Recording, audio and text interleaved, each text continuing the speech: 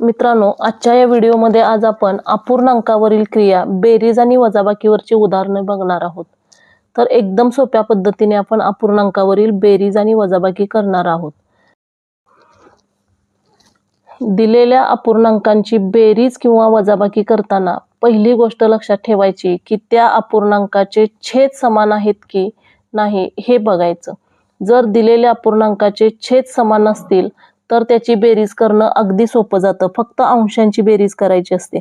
आता इथं 3 अंश छेद 5 अधिक 6 अंश छेद 5 या उदाहरणामध्ये दोन्ही अपूर्णांकाचे छेद समान आहेत, म्हणून आपण काय करायचं, फक्त अंशांची बेरीज करायची। 3 अधिक 6 छेद 5 आहे तोच लिहायचा।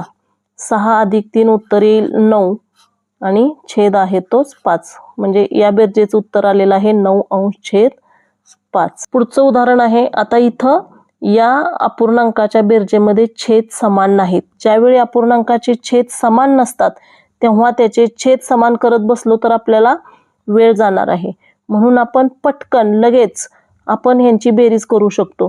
तर याचा तिरकस गुणाकार करायचा, पहिल्या अपूर्णांकाच्या अंशाचा आणि दुसऱ्या अपूर्णांकाच्या छेदाचा।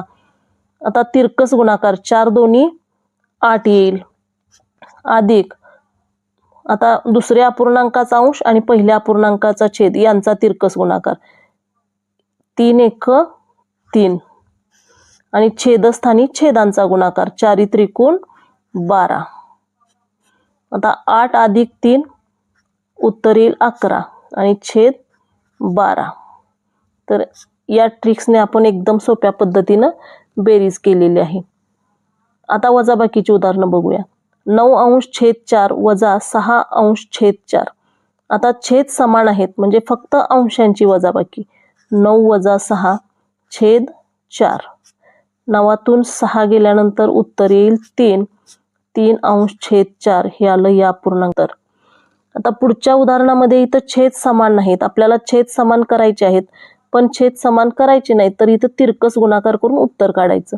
2 गुणिले 5 बे पंचे 10 वजा 1 गुणिले 3 3 एक 3 आणि छेदस्थानी छेदांचा गुणाकार 3 5 15। 10 वजा 3 उत्तर येईल 7 आणि छेदस्थानी 15। तर अपूर्णांकाची बेरीज किंवा वजाबाकी या ट्रिक्सने आपण एकदम सोप्या पद्धतीनं सोडवू शकतो। स्पर्धा परीक्षेसाठी ही ट्रिक खूप उपयुक्त आहे।